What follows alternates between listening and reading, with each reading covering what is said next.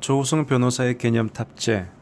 오늘은 출래불사춘, 봄이 왔으나 봄이 온 것 같지 않다라고 하는 이 문장에 대해서 한번 살펴보겠습니다. 오늘은 2월 4일 절기로 봄이 온다는 입춘입니다. 봄 관련해서 가장 유명한 말이 바로 출래불사춘, 봄이 와도 봄 같지 않구나, 이 말일 텐데요. 특히 정치적으로 많이 암울하던 현대사에서 봄이면 자주 우리 신문에서 볼 수 있었던 말입니다.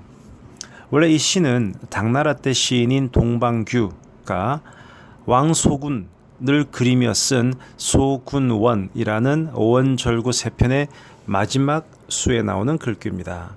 자, 시인인 동방규가 왕소군을 그리며 썼다. 그러면 이제 왕소군이 누군지 한번 알아봐야 되겠죠. 왕소군은 전한, 그러니까 한나라 중에도 앞부분인 전한 시대 원제, 임금인 원제의 궁녀인데요.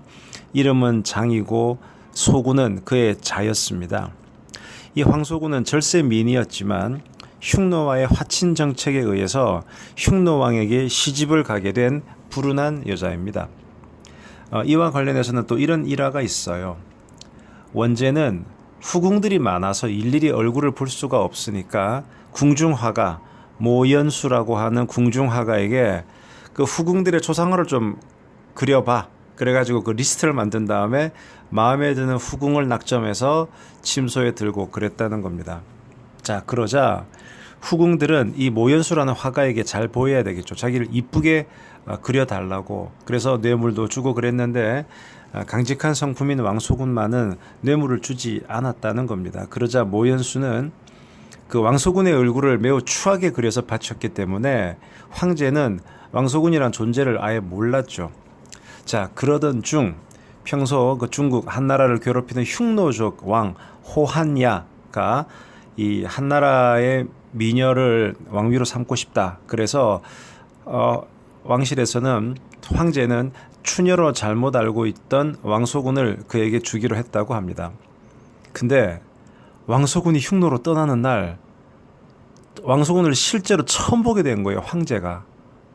저런 미인이 있었다니. 그래서 경노하여서 그 화가인 모연수를 참하고 그의 재산을 몰수했다. 이런 일화도 전해집니다. 뭐 어떻든 이 졸지에 말도 통하지 않는 흉노에게 시집을 가게 된 제주와 미모가 출중한 여인 왕소군은 이 가는 길에 서글픈 심정을 이 가야금, 그 금에 담아서 연주를 했는데 그 구슬픈 소리와 처연한 아름다운 모습에 날아가던 기러기가 날개짓 하는 것을 잊고 떨어졌다. 그래서 낙자가 떨어질 낙자의 안자가 기러기 안, 그래서 낙안이라고 하는 고사성어가 이때 생겼습니다. 왕소군은 흉노로 갈 때 많은 선물들을 가지고 갔대요. 그래서 그녀는 흉노의 백성들을 아끼며 화목하게 지냈고 이 천을 짜는 기술과 옷 만드는 기술 그리고 농업 기술들을 가르쳐줘서 흉노 백성들의 사랑을 받았습니다. 왕소군은 아들 하나, 딸 둘을 낳았는데 자식들 또한 한나라와 흉노 간의 우위를 위해서 힘을 아끼지 않았습니다. 결과적으로 왕소군은 중국 역사에 길이 남을 만한 공적을 쌓은 미인이었습니다. 왕소군이 흉노로 시집간 다음부터 흉노와 한나라는 서로 화목하게 지내면서 왕래가 잦아졌고 60년 동안 전쟁이 일어나지 않았다고 합니다. 그래서 왕소군은 이 소위 그 중국 호사가들이 4대 미녀 이렇게 해서 그 4대 미녀 중에 한 사람으로 꼽힙니다. 우선 첫 번째가 춘추시대 월나라 미녀로서 오나라 왕 부차에게 보내져서 오나라의 국정을 혼란에 빠뜨린 다음 결국 오나라를 멸망으로 몰아넣은 그 경국지색 서씨고요. 두 번째가 이 그 삼국지에서 동탁과 여포 사이를 갈라놓기 위해서 미인계에 이용된 초선. 또 세 번째가 당나라 현종의 사랑을 독차지했던 양귀비. 그리고 네 번째가 이 왕소군입니다. 그래서 왕소군은 중국 문학사의 슈퍼스타라고 합니다. 그녀를 노래한 문인만 해도 200, 두보, 백거이, 노조린, 왕안석, 양말리 등 500명에 이르고요. 그녀의 삶을 소재로 한 700여 수의 시와 40여 종의 이야기가 전해집니다. 상당히 좀 비련의 여주인공으로서 드라마틱한 요소가 있기 때문이겠죠. 다시 처음으로 돌아가서 이 시, 동방규라는 사람이 쓴 시에 보면 그 소군원, 오원절구 세 편 마지막 수가 이렇게 되어 있습니다. 호지무화초요 출래불사춘이라 오랑캐 땅에는 꽃도 피지 않으니 봄이 와도 봄 같지가 않구나. 자연의대완 비시위요신이라. 내 옷의 띠가 즉 이 허리띠가 절로 느슨해지는 것은 허리를 가꾸려고 한 게 아니고 고향이 그리워 저절로 말라간다네. 그러니까 이 시인이 왕소군의 마음이 이러지 않았을까라는 것을 미루어 짐작해서 쓴 시인데요. 또 혹자는 이렇게 얘기합니다. 과연 왕소군이 그렇게 슬펐을까?